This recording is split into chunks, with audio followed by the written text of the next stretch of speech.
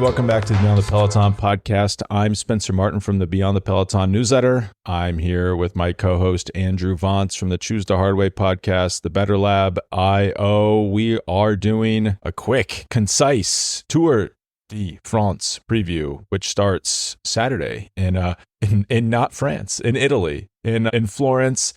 Kind of an unusual start to the race. I guess I say unusual, but it's really similar to last year's start to the race and also the Giro d'Italia's start this year. So maybe this is the new norm. We have a mountain stage right out of the gate, medium mountain stage, hilly stage, stage 2, sprint stage on Monday, stage 3, mountain stage, stage 4, and then a time trial, stage 7, gravel, stage 9. So by the first rest day, it's very possible we know the winner of this Tour de France. Andrew, this seems to be the new trend in pro cycling.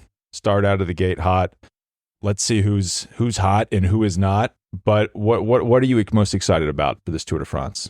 I mean, Spencer, the thing I'm most excited about out of the gate is the Better Lab. I mean, you've listened to the Huberman podcast, you've read the Attia book, you know everything you do to get great sleep. You've got a sleep wearable, and you're still not getting the sleep you want. Well, the Better Lab helps you build mindful, science-backed practices to sleep better that stick. We're now live in the Apple App Store. We're an early stage startup. Your feedback has been awesome. I'd love to hear more of it. So go download it, give it a try, and DM me at HardwayPod to tell me what you think. As it relates to the Tour de France, I have to say, no one believes me. I'm still like all in on GC Wout. You never know what's going to happen with the condition of Jonas, with what's going on inside of Team Jumbo, which, I mean, they've had to mix things up in the past, obviously, and call some audibles, particularly when we look at the Vuelta 2023.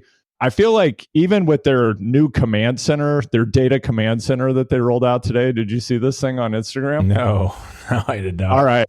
Yeah, I mean, basically, it's very smart. They've got a Sprinter van that's driving around that more or less has a Bloomberg terminal, and it's all the different data streams that they have related to the riders, what's happening in the race. Probably not from the riders, because I believe it's illegal to transmit power data back to the team or the team car. My guess is that they probably have some way to interpolate other data to create estimates of what's happening inside of the race with their riders and other riders. They seem highly sophisticated from a data and analytics point of view. I do think that that's what we're going to start seeing from other teams in the future. I am excited to learn more about that as they hopefully make some of that information public. And Jumbo is in uncharted territory. I don't think that they've ever been in this kind of position or in recent history heading into a Grand Tour. And it's going to be an incredibly exciting race. I mean, people think I'm joking about GC Wout. I'm not. I think that there's a non-zero chance Wout ends up becoming the GC rider on Jumbo. Is it highly probable? I think there's a non-zero chance. And I think that chaos and uncertainty within Jumbo, while it seems like this is a fait accompli and Pog is just going to ride into Nice and destroy everyone, which could completely happen, I think we're in for a hell of a race. I think this is going to be incredibly exciting, and a lot of things are going to pop off that we can't anticipate. The one thing I would really love to see happen in this tour that unfortunately I don't think will happen, I don't think we're going to see a Victor Campenert's victory. I think I'm giving up on it. Yeah, I would not bank on the, and that is what we should lead the show with. Victor Campenert's, his campaign to win a stage. We'll put a pin in that, but I don't think he'll win, and I think that actually speaks to like a larger trend in pro cycling. But we'll get back to Mr. Campenert's in a second. On GC Wout, I could see it. You know, if you squint, you can see it. He did say he's having back problems. Maybe this is a smokescreen, but I don't like to see that. That's not good. A back problem right at the start of the tour. It seems like what's going on with him and Mathieu van der Poel's backs? Why are their backs always hurting? Is this because they've been racing like 5 disciplines since they were 6 years old? Is that not good for your back? Are we finding that out? It's very possible, but they're not getting on a rower like Victor Campenert says to keep his back healthy. If you watch his most recent YouTube video, a really good idea. Actually, it is a good idea. I don't think enough pro cyclists do that. I frankly don't do enough of that. I'm extremely interested in this control room that I've looked up since you mentioned that.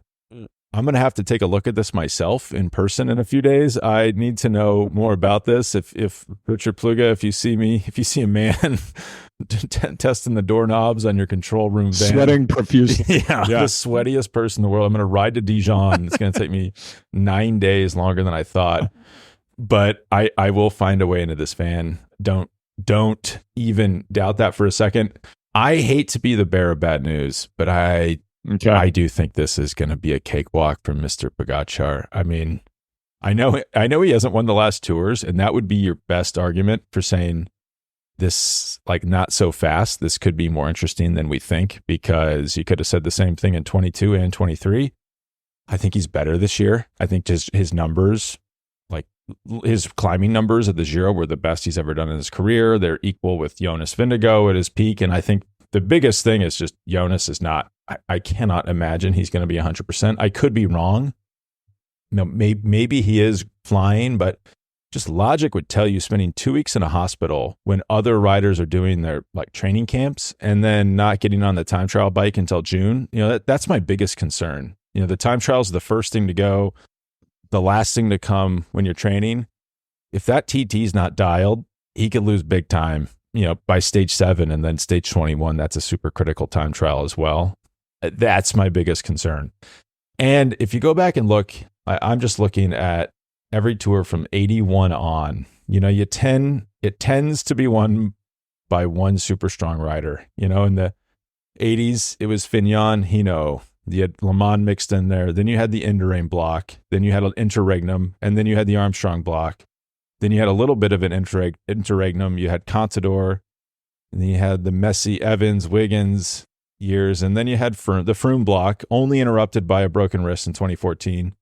And then now we have Pogačar and Jonas. And I think they're the only two riders strong enough to win the Tour. Unfortunately, I know everyone wants to believe differently on the eve of the Tour. Like, if I could have a dime every time I read, can Romain Bardet win this race? Is Chris Froome really going to win this Tour? I don't know. What about Nairo Quintana? Like, I would love to have all that time back that I spent reading that, thinking that, watching those races, because the Tour is usually one or two strong riders and the rest, the best of the rest. And I think that's what we're going to see here, unfortunately, to be negative right up top.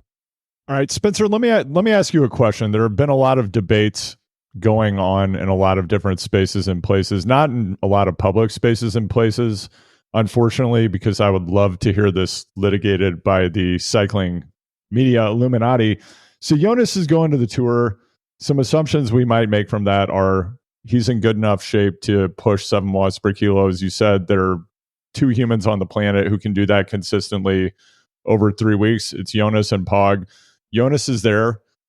Statements prior to the Tour about what it would take for him to be there and what condition he would be on the starting line from Jumbo suggests he's going to be competitive, of course.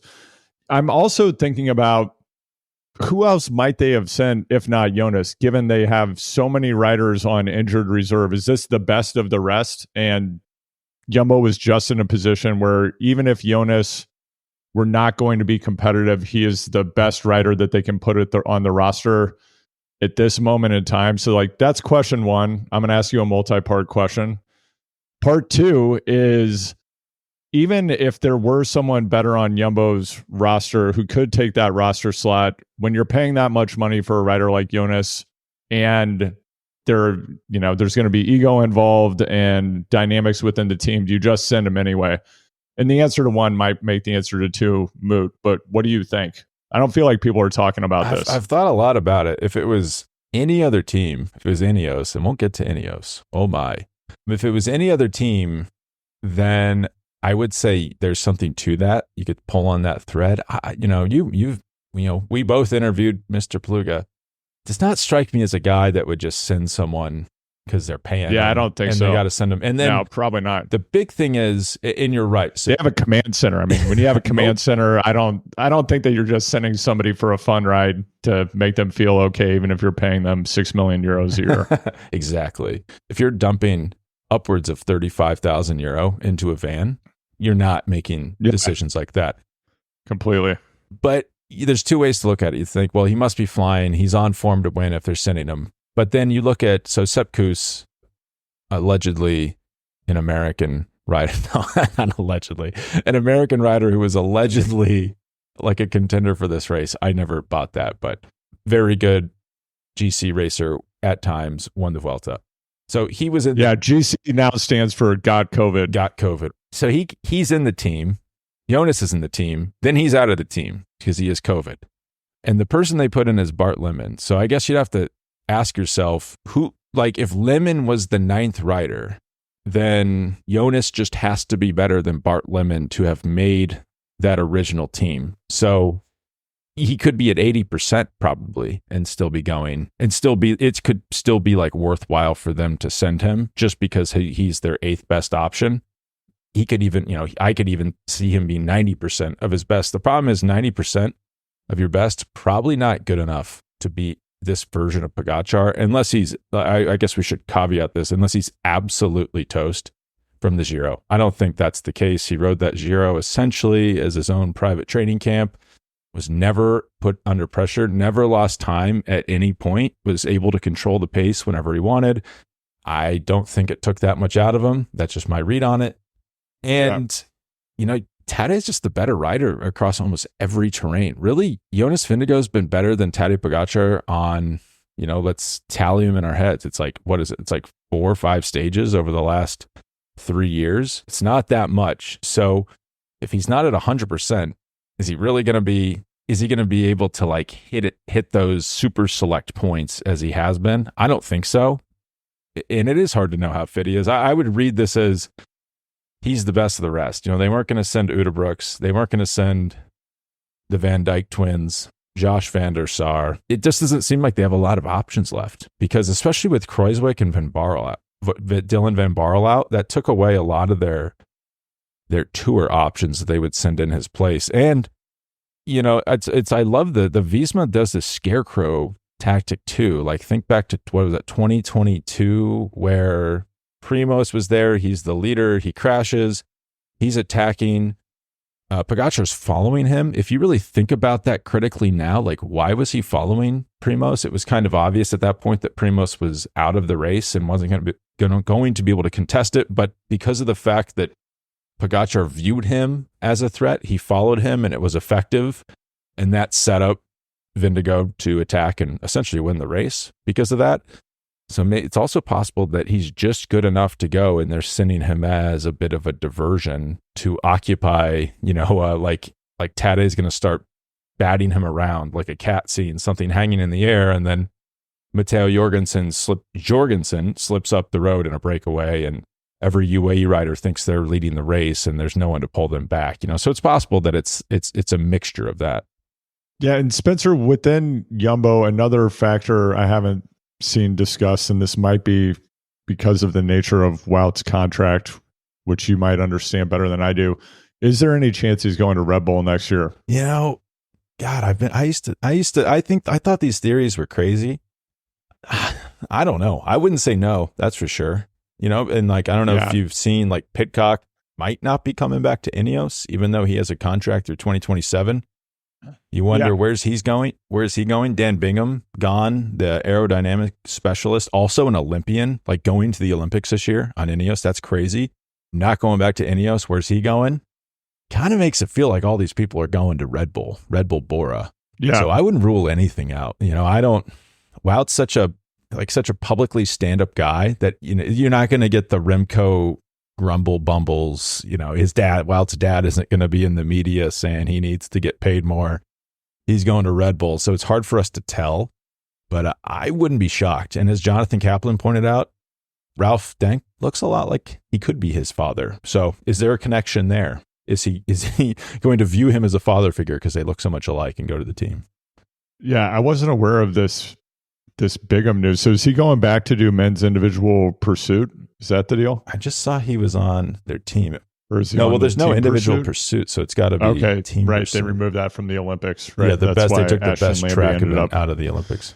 Yeah, Ashton Lambie ended up going to boats as a result of that. Yeah, I'm just saying Dan Bingham quoted here, and the story's a bit dated. All right, so if Wout potentially is going to Red Bull And we do need to talk about this Pidcock situation. There was a press conference, I believe, yesterday, and he said, I haven't watched Unchained, and also I don't care.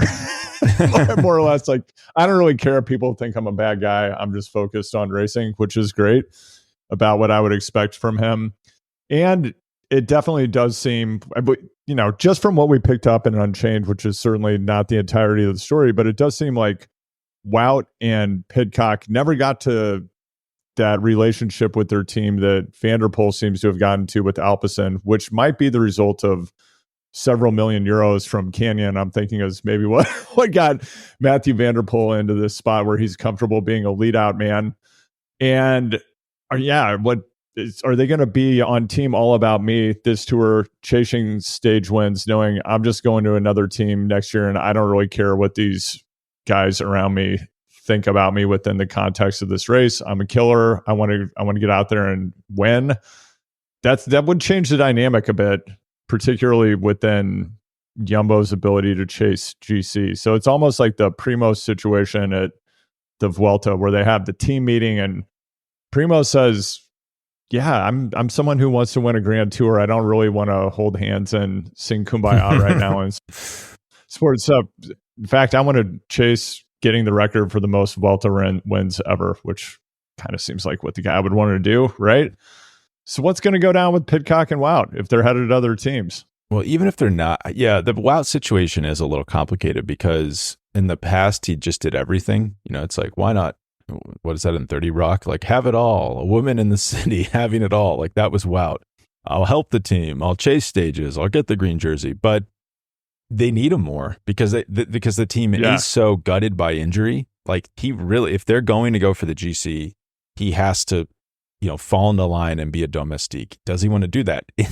The best, as Tom Pidcock told us in an interview I still can't believe happened, the best way to avoid that, getting stuck in that role, is to just go for GC yourself. So we kind of come back to your harebrained theory of GC Wout. That actually does solve a lot of his problems, because if the call's coming from inside the house, then he can ride for himself. He's free from working for the team. And I know that people love to see him working. Like, that was awesome watching him drop Pogacar and Otakam, and Vindigo goes on to win the Tour. I don't think he particularly enjoys that. I don't think that's why he's in professional cycling, to be a domestique at the Tour de France. I think he wants to win stages. He wants to win classics. He wants to win the Olympics. So I don't know. It could get messy. I imagine he'll go for stage wins. And I do kind of wonder about the best way to insulate yourself is to be the GC rider. I mean, I wouldn't be shocked, Andrew, if Saturday rolls around, we watch that stage one and the onus is dropped on stage one. We saw it at the Giro that these early stages are so hard. Like, can you imagine how UAE is going to come out on Saturday and how hard they're going to ride that stage? Like, GC riders will get dropped. They'll get caught out, even if you're blocked. If you haven't come into the race with like the perfect warm up and openers, you could find yourself dropped on stage one. I wouldn't be surprised if Wiesma gets to stage 7 and doesn't have a lot of great GC options. And then is it Wout time? He just gets to chase stages that hasn't happened to that team since the 2022 Giro, I believe, that their GC's just totally blown up. But I wouldn't rule it out. So I guess the problem could solve itself. Tom Pidcock should definitely do whatever he wants. I know that it's like now in vogue to not like Tom Pidcock. And I think I used to not like him, but now as everyone thinks he's the bad guy, I'm kind of coming around to him, and I'm watching him just destroy mountain biking and like absolutely gut the sport.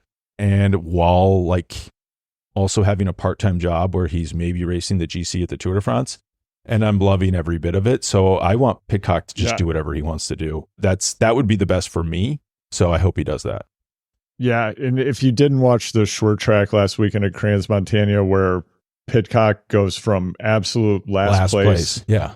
And crashes while he's in last place and then comes back and wins the race. It's one of the most badass things I've ever seen in a bike race. Yeah. It was incredible. I love it. Almost impossible 20-minute race. He's in last place, crashes. You imagine, like, no one could get to the front, and he just makes it look easy. He's making Nino Schurter look like, like a washed up pro on a group ride, on the bus stop ride. It's wild what he's doing. Yeah, let's say the GC is over, first few stages, Tade's running away with it. I think the Pidcock, wow, even Vanderpool, how does Vanderpool balance being a lead-out rider for Philipsen, chasing his own stage glory? And then you have Pedersen coming over the top of all of them, winning more stages than any of them have, like in the past 3 years. And so they're not going to want to sit back and let Mads Pedersen like scoop up stage wins and go for the green jersey. So I do think we'll have a super, super interesting green jersey competition. Don't ask me who I think's going to win it, because I have no idea. I find the green jersey an incredibly difficult competition to predict beforehand, but I'm excited to watch it play out. That's for sure. Yeah, Spencer, I don't think we've gotten to talk about Ben Healy's ride at the Tour of Slovenia, have we? No, not publicly. Wow. Yeah. I mean, if you didn't, I believe it was stage 6, perhaps, of the Tour of Slovenia. Somebody can fact check that. Tell me if I'm wrong. But there was a stage of the Tour of Slovenia where Ben Healy did what I now really think of as the EF Education Easy Post. It's like their signature attack. Because I'm now thinking back on some of their biggest victories. I'm thinking about Allison Jackson at Paris-Roubaix Femmes. I'm thinking about a lot of Bettiol's wins. And now Ben Healy, they just get to the front. They're in a small group, and they just sit at the front of the group and drive it and destroy the group, tear it apart. And even if the race comes back together, they go again. They just keep going and going and going and doing all of the things that if you've ever raced bikes, everyone has told you not to do, and they just sit at the front, and somehow they drop everyone and win the race. Ben's ride at Tour of Slovenia is one of the most incredible stage wins I think I've seen. It was awesome. Yeah, I had to rewind. I was confused. I found it confusing. I mean, don't try that at home, by the way. Don't go out at your local Wednesday night race and say, I'm just going to ride on the front until I win, because you won't. That's probably not going to work. But I had to rewind it like 10 times. I was like, how? I don't understand what I just saw. He was on the front. He was pulling, because he was like basically almost last man standing in the breakaway. Navarez bridges up to him. You think, well, this thing's done. You know, there's 8K left. Group's a few seconds behind, and he's like, no, I'll just get on the front and drive it, and then I'll also just slip off the front while being on the front and solo to the stage win. So look for Healy to be an active stage hunter. I would love to see him get a stage here. He's one of my favorite, non-core GC riders. I mean, to go back to Campenarts, is kind of doing what Campenarts was doing, but with a lot more power. Right. So that's my question. So I've been thinking about, how does a rider like Ben Healy, how does he actually do this? Because it's quite different even than Mate Mohoric and some other riders that, you mentioned Campenarts, some of these guys who, Taco Vanderhorn would have been another one. These riders who routinely get into these breaks in the later stanzas of a race, small breakaway, and then somehow find a way to win. Like what Ben does is, and I think Bettiol is a bit like this too. They can get into that break and they have the power, the sustained power to stay away in a small group, and they're incredibly punchy also, right? So like both Ben and Bettiol can do repeated high watt explosive attacks that seem to be a level above the people who are in the breaks with them. And then with Ben in particular, I mean, he's like almost a Dan Bigham level aero dork. I say that lovingly. Like I love riders like that, but just like the attention to detail, the socks, the Spaceballs ear covering helmet, and just looking at him on TV, I get the feeling he just has to have a super, super low CDA. He must be impossible to draft. Like if you're riding behind him, you must be like, why am I behind this guy? Can't I be in a different spot in the rotation? So I think it's a combo of probably super high FTP, super low CDA, and being very punchy on top of that. So when it's VO2 or above, they can lay down megawatts for like 1 to 2 minutes to actually create the separation they need to get a win. Yeah, and I guess you wear people down too, because imagine you're in a breakaway with them. You're never getting a draft. They're pushing incredibly big watts. So you get so worn down that you can't then respond when they launch. I mean, you're right with the Bettiol comparison, because Bettiol just will wear people down in the breakaway and then just slam them with an attack, and no one can follow him. I believe he just won the Italian National Championships this past weekend. What a guy. What a guy. Actually, I like Betty All a lot. He actually does. He I do too. Doesn't win as much as you'd think he should or would, but really good rider. Just to go over panache. He's like what Thibaut Pinot would have liked to have been. I feel like that's a good question. Yeah, he is who Thibaut Pinot thought he was, wants to be. I mean, he is. Wow. Yeah. Betty All is for someone who doesn't win very much. He occupies a lot of space in my mind. That's for sure. Just to go over the route to give people, I'm not going to go stage by stage, but just to kind of give them something to put in their head to walk around the next month and know what to expect. As I said, like stage 1, medium mountain stage, I'm looking at the most vertical meters gained per stage, and it's the 7th hardest stage if you rank it by that. So pretty serious way to start the race. Stage 4, mountain stage, goes over the Galibier, little climb called the Galibier, if you've never heard of it, on its way back into France. It is the easy side of the Galibier, whatever that means. It's still 23 kilometers long. Don't sign me up for that. Finishes on the descent. So look for something there. You know, if you're slightly off, like haven't prepared quite well, you'll find out then probably. Stage 5, 6 sprint stages. I mean, that's going to be like Cap City, right? We're going to just hear about Cav nonstop. For those like, can he break the record? Will he break the record? Stage 7 time trial. That's going to tell us a lot about the GC. Stage 8 mountains, kind of like a medium mountain stage, pretty hard. Stage 9 is a big one. That's Strada Bianchi, basically, in the 200K too, in the middle of a Grand Tour, gravel, hills. Look for Tadej to shine there. And then you have this like dreaded second week doldrums where it's like rest day, stage 10, sprint stage. I said I'm not going to go through every stage. So I'm going to go through every stage. Stage 11, mountain stage. Stage 12, sprint. Stage 13, sprint. And then you have 2 really tough stages in the Pyrenees before the second rest day, sprint stage out of the rest day. Stage 17, kind of like hilly mountains. Stage 18, classic. That's going to be breakaway, I would assume. Like classic 3rd week breakaway. And then where this tour really like is different from the rest to me. Stage 19, brutal mountain stage. Stage 20, brutal mountain stage. Stage 21, time trial that is also kind of a mountain stage. So it finishes so hard. You know, usually you're backing off by stage 19.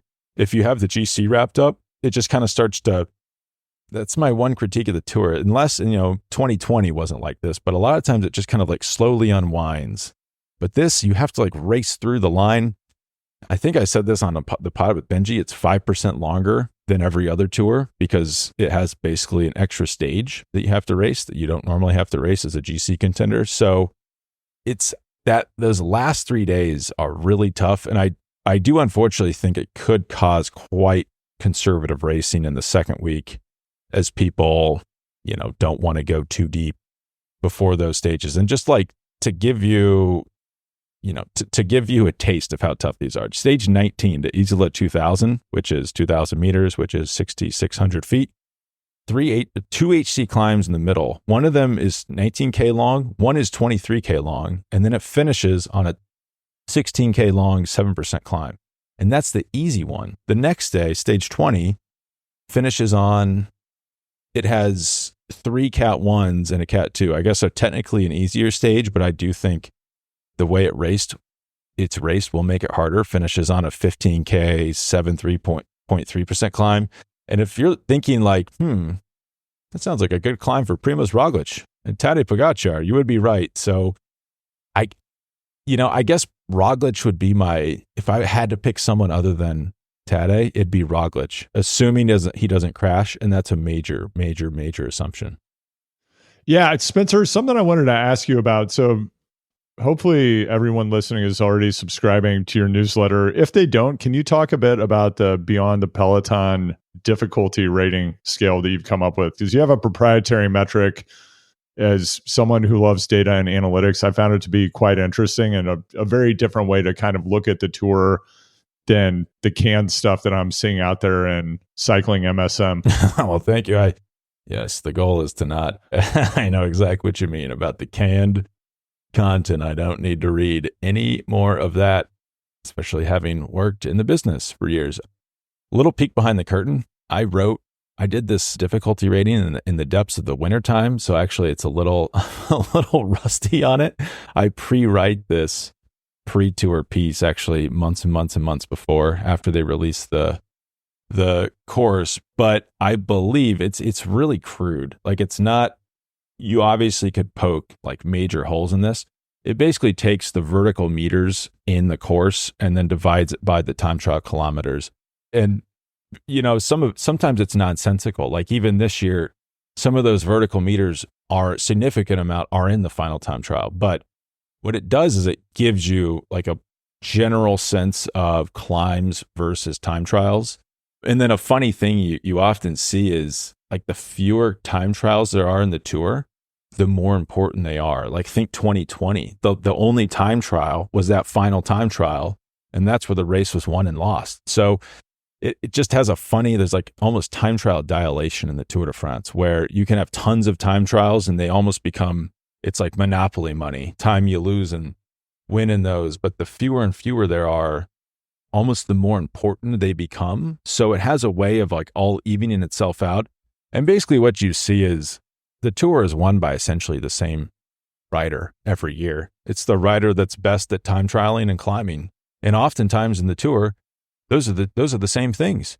Because what is climbing if not time trialing uphill with other people next to you, that happen to be close in proximity to you? It's just about putting out sustained power for a long amount of time. And it's, obviously you could be 90 kilos and a great time trialist, and maybe you aren't a great climber, but that's not usually how that works at the tour. Like, the great time trialists are actually pretty small, are pretty light, and so they can climb very well. And the climbs aren't quite as steep in France as they are, at least the ones in the tour, as in the Vuelta or at the Giro. So you can actually get away with being a little bit bigger than you'd expect. Think of Bradley Wiggins. Like, this is like great for your GC Wout point. Everyone says like, GC Wout, that can't happen. Well, Bradley Wiggins won the Tour de France like easily. His FTP at the time was about, he would put out about 450 watts for hour-long time trials around that time. And so what did we think he was climbing at? Probably 430, 440. And that worked. How many kilos do we think he was? Say 73? 6 watts per kilo. It's kind of a different time, but if you can just get yourself light enough and you're a good enough time trialist, class is class. Like, if you're a rider who can put out power in a time trial, you can be shaped to put out that same power on a climb and be a good climber, at least at the tour, because everything is so controlled. So to answer your question, it's very unsatisfying. The best rider wins, and they tend to be a stronger time trialist who can also climb, instead of like Egan Bernal would be an outlier in 2019, or Nibali in 2014. People even forget about Nibali, though. He took a lot of his margin on the Paris-Roubaix stage. He didn't really take it, he didn't take it all in the climbs. He took it on the flats, oddly, because he was such a good bike handler. All right. So I think that kind of covers where we're at heading into the Tour de France. I think before we wrap up, we should really get to three things I'm getting a lot of inbound DMs about. I'm sure you are as well. The first one, Scott McGill, a no-show at BWR North Carolina. So we don't have the Scott McGill versus Dylan Johnson face-off. Signed up for that. Yeah. Well, McGill was at Toad racing every day, and he was going to drive from the American Dairyland to North Carolina, I think overnight, and then do the race the next day. I've exchanged a few texts with Scott. He said, I didn't end up doing it. It's a long story. I'd like to get the long story. So I'm going to reach out to him. Maybe we'll connect over a crab boil in Maryland. But yeah, and then Dylan Johnson on home turf makes the California podium. He's standing on the ground in 5th place. I'd like to learn more about that. And then we had a guy from New Zealand I've never heard of showed up and absolutely destroyed everyone. So that's a trend that we're seeing more and more often in American gravel, and I think we're going to see it a lot more. We have, is it Taylor Nibbs? Is that the American triathlete? Nibbs singular. Nib, no S. No S, I believe. Apologies for getting the name wrong. World-class triathlete, won the USTT National Championship now going to the Olympics and will be in the road race, which is incredible. Never has raced a road race before. So my son, 4-year-old son, has raced more mass start races than 50% of the U.S. women's road race team at the Olympic Games. Yeah, incredible. And then the Canadian national women's time trial champion, also a pro triathlete who just parachuted in and destroyed everyone in the time trial. So I'm seeing a trend here. I mean, some of this, what did you send me? It was a rumor about, what are their names? The Norwegian triathlete. Oh, men. Right. Yeah. Their coach is incredibly famous, but yeah, it's the two most famous triathletes in the world. And I don't know their names because I'm not highly versed in triathlon or the Norwegian but one of them is rumored to be going to a world tour team next year. And it was just a rumor.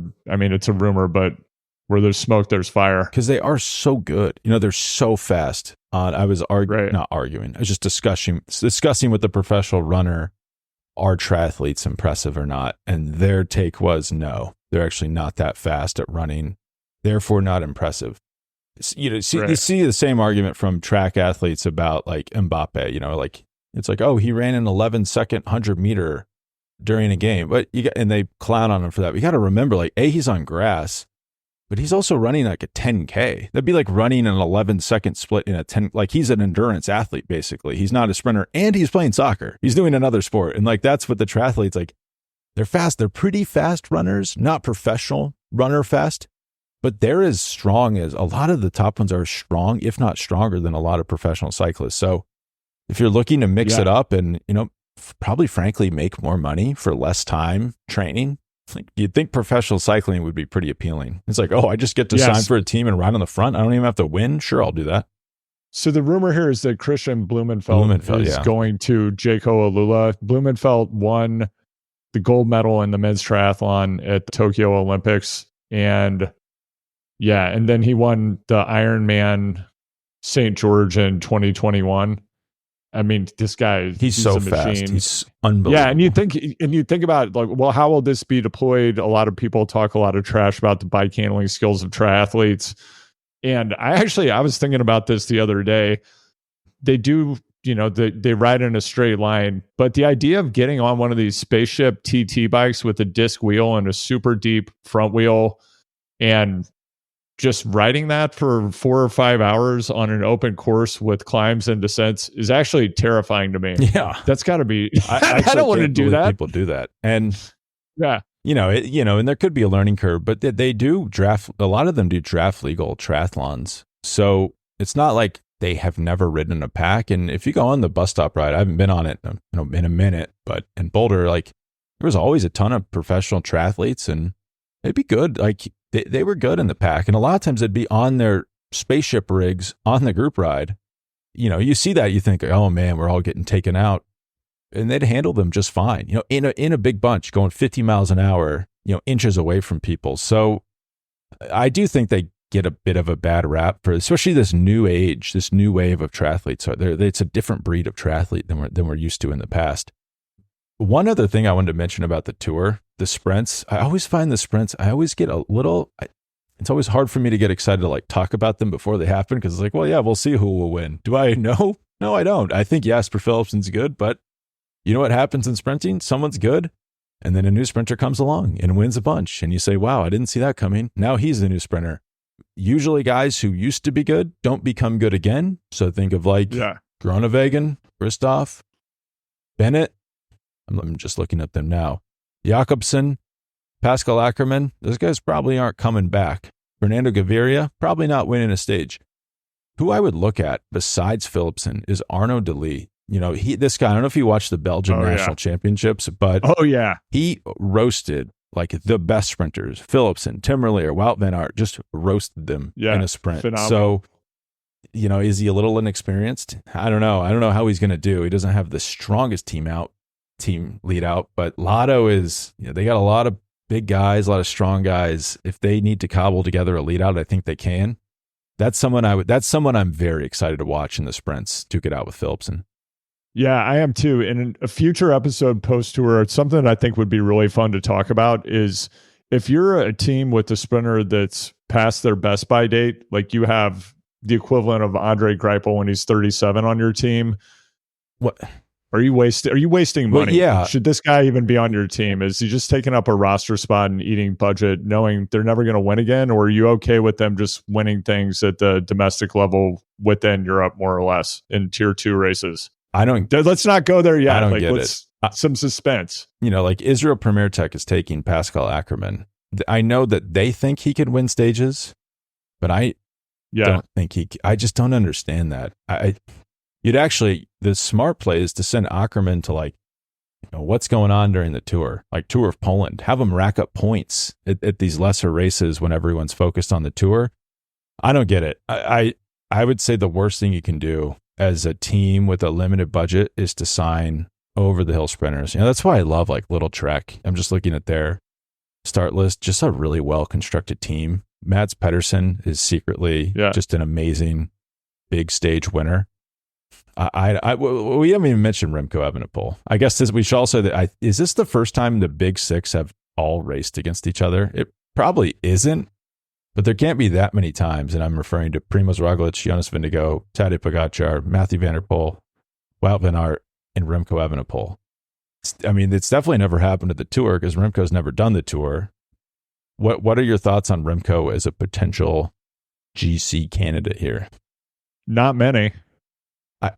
This might be. I don't have many thoughts on that. I don't think my he's mind is blank, and I often don't even think about him in a GC sense. I know that might sound incendiary and almost like we're saying that just to get attention, but I don't take him serious. I don't take him seriously as a GC contender until he can show me that he can race at the front in the Alps, because that is kind of what racing at the Tour de France GC is all about.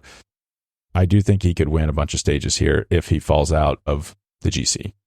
Yeah, I think that could happen. I just think Quick-Step's quickly going to fall into the pattern of we're stage hunting / we're preparing Remco for the Vuelta, and then that's what's going to go down. We kind of skipped past this as we were talking about sprinters who perhaps are taking up roster spots. I'm noticing no Caleb Ewan. He's all the way out of that team. It seems like, he was their marquee rider. It's funny because I used to completely write off the Tour Down Under. I think this is a waste of time. Why does anyone watch this? It's cool for Australia, but I don't care. It's actually becoming a pretty important race. Think of Oscar Onley. That guy emerged he looked great at the Tour Down Under. Or Stephen Williams, who's now on Israel Premier Tech's tour team. He was great at the Tour Down Under. Ewan was sent there as their big guy and just laid an egg. And he hasn't been good for the team all year, and now he's not in the start list. It's been a quick fall from grace there. Someone I was surprised to see, because if you told me that they weren't racing anymore, racing this year, I would have believed you. But Simon Yates, when's the last time I know he won the Saudi Tour. I guess that's the answer. I watched him win the Saudi Tour, and that's the last time I've seen him win a race, I believe. Yeah, and he's going to where next year? Is he going to... I don't think we know. He's not going back to Jayco. Rumored to be going to Jumbo, right? I don't know. I don't know if Am I making that up? I'd like it.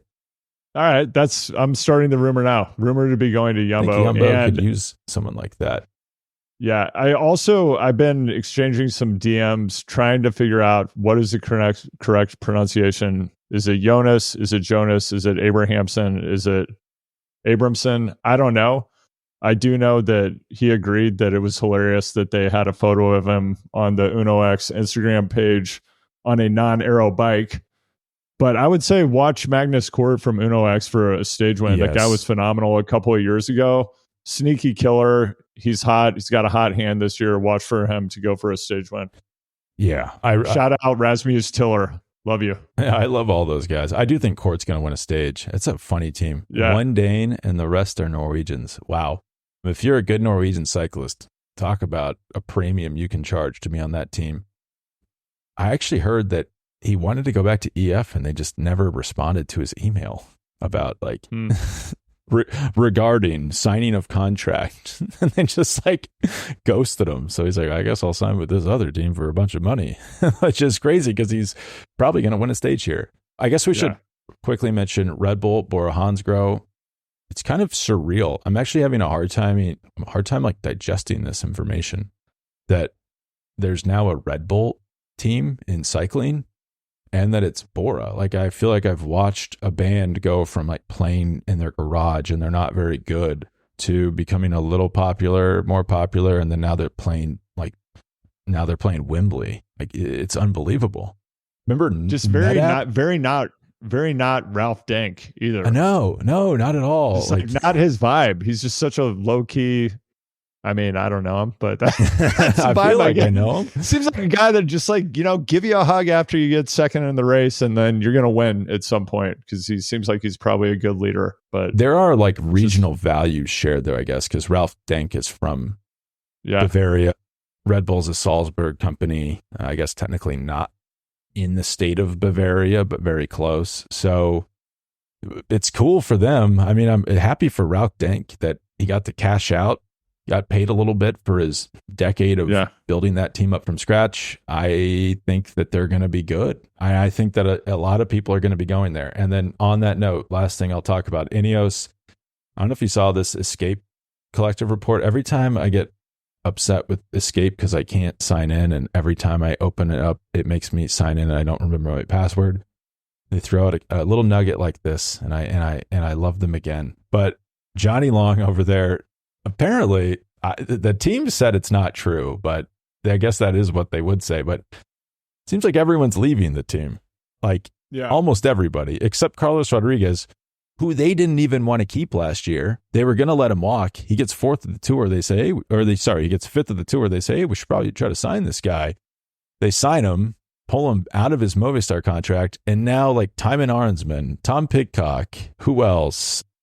I'm blanking on the other. Geraint Thomas. Geraint Thomas is coming back if they're letting him come back.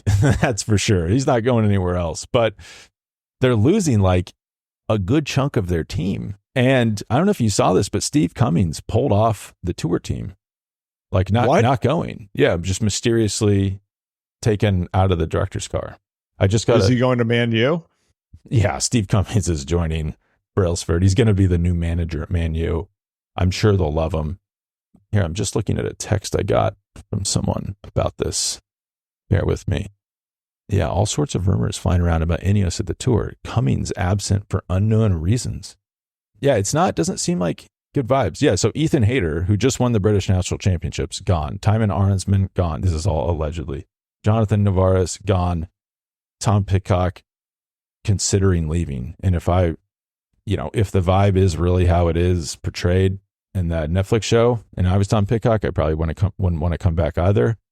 But that's not good. And if you're Red Bull and you got a new stack of cash and you're looking for talent, I'd be looking at Ineos too, and especially some of their performance staff, like Dan Bingham, who's not going back to Ineos. I would assume that Red Bull has something to do with this exodus. Yeah, I see. Well, I also saw that Ineos is talking about Bernal as a co-leader at the tour. I'm curious to see how that plays out. And I wonder if what's going to happen is they have this exodus of talent.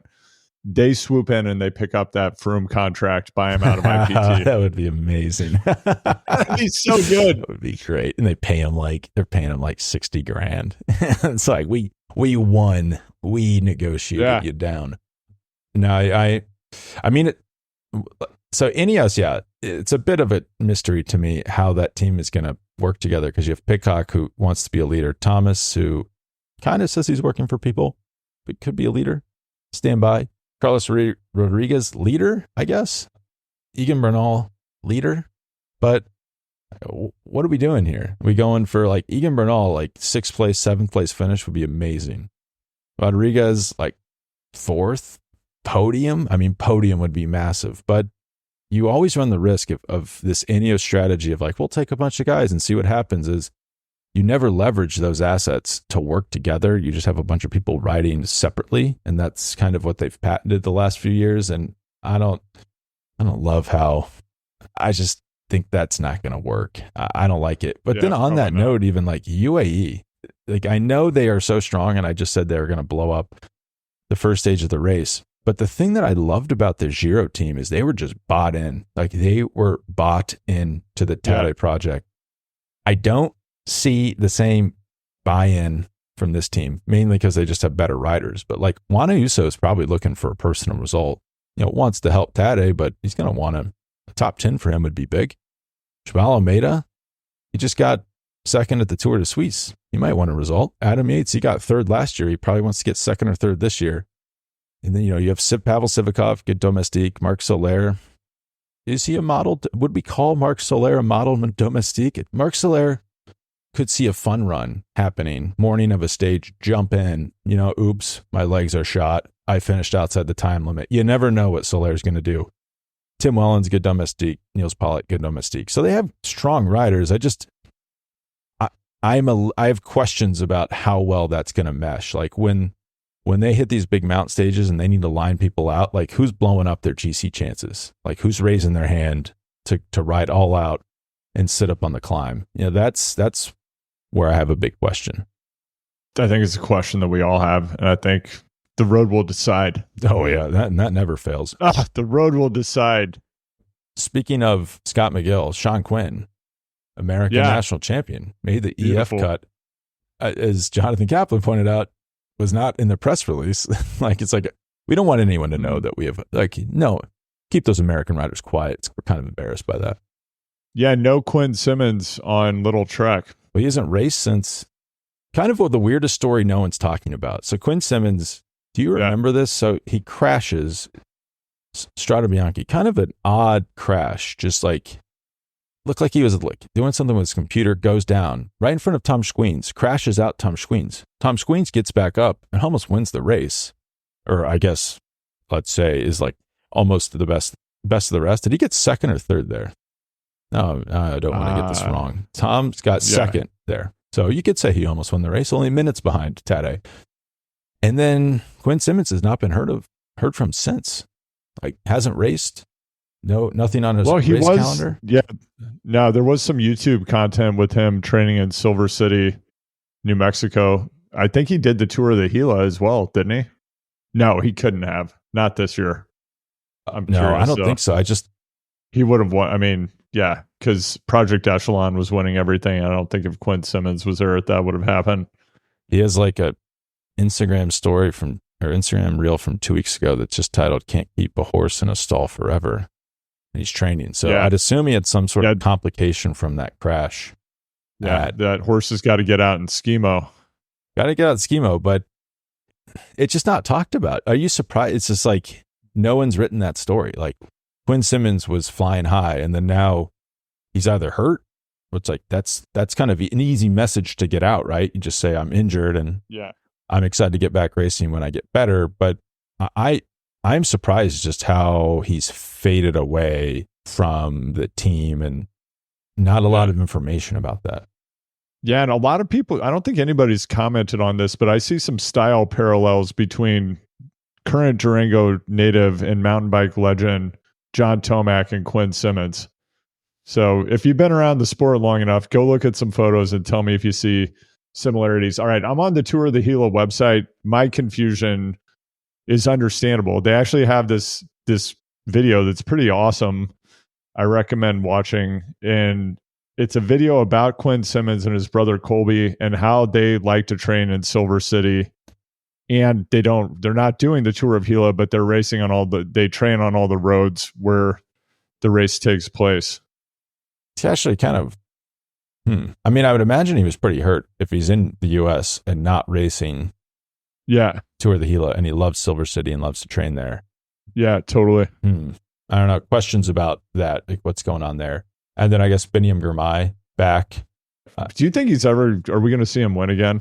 Girmay? Yes, I do. Because we saw him. Okay, good. He was racing these, like, I think Patrick Bro calls them like Chat GPT created Belgian races during the Giro, or maybe right after the Giro. And I love watching those. Those races. are some of my favorite races. And he got second at Circuit Franco-Belge.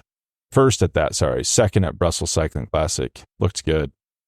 pulled a sixth at the Aerotrain National Championships. Must be a stacked field, by the way. Okay. If Biniam shows up and gets sixth, holy smokes.